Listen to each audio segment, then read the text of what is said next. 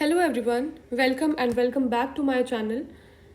आज का हमारा टॉपिक है प्री हिस्टोरिक रॉक पेंटिंग्स, जो कि क्लास 11th एनसीईआरटी का फर्स्ट चैप्टर है।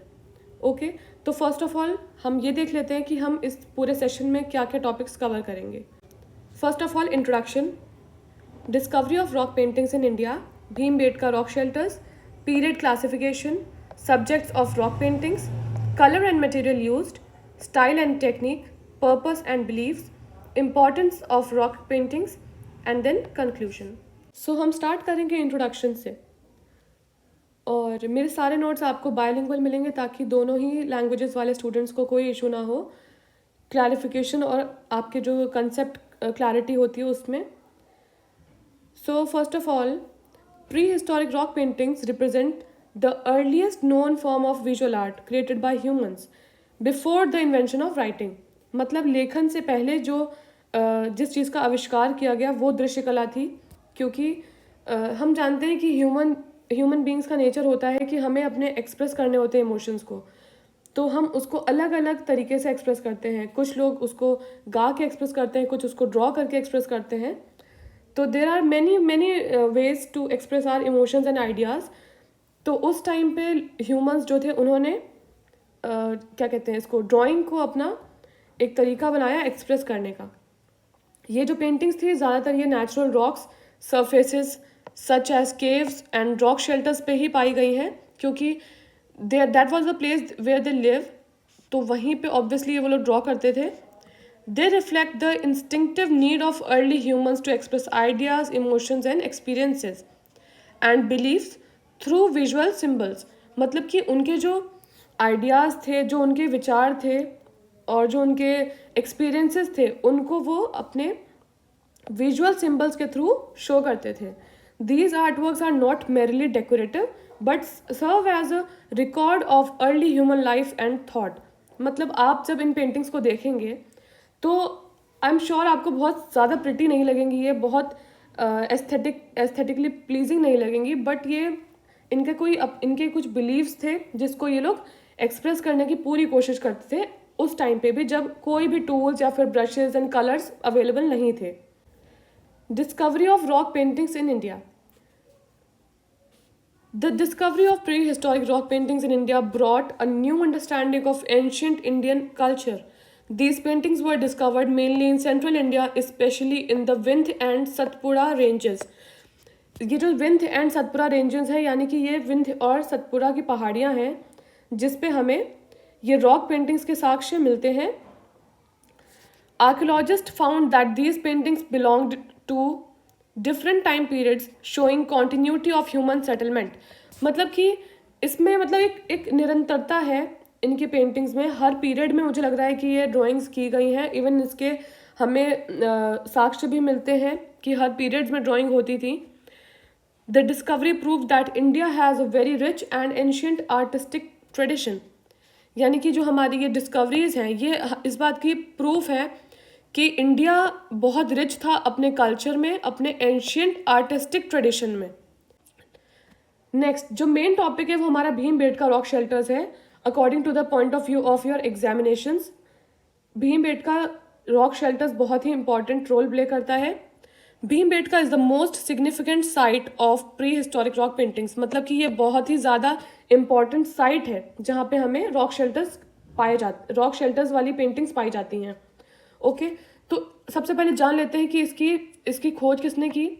1957 और 58 में एमिनेंट आर्कियोलॉजिस्ट, यानी कि बहुत प्रख्यात जो आर्कियोलॉजिस्ट थे, V.S. वाकनकर, इन्होंने इसकी खोज की थी। It contains more than 700 rock shelters with paintings from different pre historic periods. मतलब कि ऐसा नहीं है कि किसी एक ही पीरियड में इन्होंने ड्राइंग करी है, सारी डिफरेंट पीरियड्स में ड्राइंग होती रही थी और 700 से ज़्यादा रॉक शेल्टर्स वाली पेंटिंग वहाँ पे पाई गई हैं। The painting here show the gradual development of human life from hunting gathering to settled communities. मतलब कि शिकार से लेकर उनके स्थायी जीवन तक की जो उनका प्रोसेस रहा है, उस सारी पेंटिंग्स वहाँ पे पाई जाती हैं। Due to its historical and artistic importance, Bhimbetka has been declared as a UNESCO World Heritage Site। यानी कि इसके ऐतिहासिक और जो इसका कलात्मक महत्व रहा है उसके वजह से इसको यूनेस्को की विश्व धरोहर स्थल में इसको नाम मिला है, इसको विश्व धरोहर स्थल घोषित किया जा चुका है। This is the cave painting, मतलब like entrance of that cave paintings rock shelter. और यहाँ पे आप देख रहे हैं कि कुछ सिंबॉलिक फॉर्म में यहाँ पे पेंटिंग हुई है, वो बहुत बहुत एस्थेटिकली प्लीजिंग नहीं है, but they have some meaning, they have some idea. अब सबसे इम्पॉर्टेंट हमारा है पीरियड क्लासिफिकेशन, जो कि पेपर में सबसे ज़्यादा पूछा जाता है। ओके, तो देखिए जो क्लासिफिकेशन हुआ है वो 3 अलग अलग जो एजेस हैं उसमें हुआ है, like palaeolithic age, mesolithic age and chalcolithic age. ठीक है, इन सभी जो ये रॉक पेंटिंग्स हैं डिफरेंट डिफरेंट पीरियड की, इन सब की कुछ अपनी कुछ खासियत है, अपनी कुछ स्पेशलिटी है। ओके, तो palaeolithic paintings are simple and large in size. ठीक है, सबसे पहली बात ये सिंपल थी, क्योंकि ऑब्वियसली जब ह्यूमन बींग्स इवॉल्व कर रहे थे तो उनको बहुत अच्छे से ड्राइंग करना, उसके उनको जो तत्व होते हैं वो नहीं आते थे ऑब्वियसली, तो वो लोग अपने दिमाग से जितना उनको आता था वो उस हिसाब से ड्रॉ करते थे। ठीक है, तो मैंने यहाँ पे आपको थोड़ा सा और आपको ब्रीफ दिया है उसका कि the paintings of the upper palaeolithic phase are linear representation in green and dark red of huge animal figures. तो बेसिकली उस टाइम उतने कलर्स भी नहीं थे, उतना कुछ ब्रश टूल वगैरह नहीं थे, तो वो लोग सबसे मोस्ट इम्पॉर्टेंट कलर उनके लिए क्या था, ग्रीन एंड डार्क रेड। ठीक है, रेड ऑकर भी हम उसको कहते हैं कहीं कहीं पे। ठीक है, रेड ऑकर कलर वो यूज़ करते थे अपने ज़्यादातर पेंटिंग्स को पेंट करने के लिए। ठीक है, और उनका सबसे इम्पॉर्टेंट जो उनका सब्जेक्ट टॉपिक था वो था एनिमल फिगर्स। ठीक है, such as bisons, elephants, tigers, rhinos and boars. ठीक है, ये सब एनिमल्स हैं और वो ज़्यादातर हंटिंग को डिपिक्ट करते थे अपनी पेंटिंग्स में। ओके, फिर आएंगे हम लोग मेसोलिथिक पेंटिंग्स के लिए। ठीक है, Mesolithic painting shows more activity, movement and narrative quality.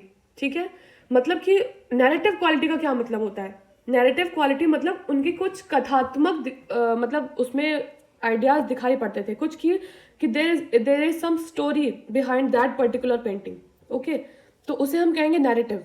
ठीक है, और दूसरी चीज़ वहाँ पे मूवमेंट शो होता है पेंटिंग्स में, मतलब जो आपकी पेंटिंग्स है बहुत स्टैटिक नहीं है, डायनामिक एक रूप ले लेती हैं उनकी मेसोलिथिक एज में।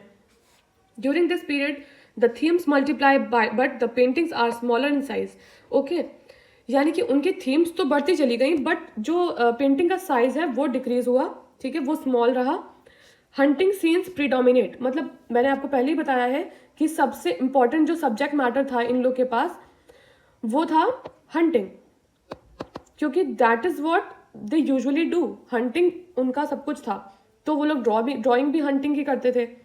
The largest number of paintings belong to this period, मतलब सबसे ज़्यादा जो पेंटिंग्स की गई हैं वो इसी मेसोलिथिक एज में की गई हैं। फिर आता है कैल्कोलिथिक पेंटिंग्स। ठीक है, यानी कि हम इसे ताम्र पाषाण काल के नाम से भी जानते हैं। ठीक है, जहाँ पे ज़्यादातर सोशल लाइफ सिंबल्स और पॉटरी टूल्स का बहुत यूज़ हुआ है। ठीक है, धीरे धीरे यहाँ तक इस एज तक आते आते लोग जो वहाँ उस टाइम के लोग थे उन्होंने टूल्स को क्रिएट करना स्टार्ट कर दिया, मतलब धीरे धीरे उन्होंने अपने आप को इवॉल्व किया, एक्सप्लोर किया चीज़ों को, कैसे कैसे उन्होंने टूल्स बनाए, इसके बारे में ज़्यादा है कैलियोलिथिक में। Pottery and metal tools are also shown, but the vividness and vitality of the earlier periods disappeared from these paintings. मतलब कि जो एक विविधता थी मतलब सब्जेक्ट मैटर की, वो चीज़ थोड़ी सी कम हो गई कौन से एज में, कैल्कोलिथिक वाले में। ठीक है, क्योंकि तब इन्होंने थोड़ा टूल्स पे वर्क करना ज़्यादा स्टार्ट कर दिया। सो अब हमारा 5th सब टॉपिक है सब्जेक्ट्स ऑफ रॉक पेंटिंग्स, मतलब कि शैल चित्रों के जो विषय थे वो क्या थे। तो as I already told you कि उस टाइम की जो रॉक पेंटिंग्स के जो विषय थे, जो सब्जेक्ट मैटर था, वो बेसिकली क्या था, वो हंटिंग था, मतलब वो डोमिनेट करता था वो सब्जेक्ट उनके हर पेंटिंग में। ठीक है, तो the subject matter of these paintings is closely related to the life of early humans. Hunting scenes dominate because hunting was essential for their survival. ठीक है, हंटिंग सीन्स क्या करते थे, डोमिनेट करते थे, क्योंकि ज़्यादातर वो लोग वही काम करते थे अपने सर्वाइवल के लिए, अपने जीवन के लिए, तो उसी से रिलेटेड वो ड्राइंग भी करते थे। Animals are shown running, wounded और बीइंग चेस्ड, मतलब कि घायल जो आपके जानवर दिखाए जो गए हैं, भागते हुए दिखाए गए हैं, या फिर उनका पीछा किया जा रहा है उन जानवरों का, ऑब्वियसली हंटिंग के लिए। तो ऐसे चित्र आपको ज़्यादातर इस रॉक पेंटिंग्स में मिलेंगे। Group dancing scenes indicate social bonding and rituals, मतलब कि उस टाइम पे जो धार्मिक अनुष्ठान वो लोग परफॉर्म करते थे, ठीक है, रिचुअल परफॉर्म करते थे, या फिर उनके जो सामाजिक एकता थी, सोशल बॉन्डिंग थी, उसके बारे में आपको ज़्यादातर पेंटिंग्स में दिख जाएगा। Some paintings also show women, children and communal activities, मतलब कि उनके सामूहिक जो उनकी गतिविधियाँ होती थी उसके बारे में भी चित्रण मिलता है। यहाँ पे मैंने आपको सारे ही टॉपिक से लगभग कुछ कुछ एग्जाम्पल रेफरेंसेस दे रखे हैं यहाँ पे, ठीक है।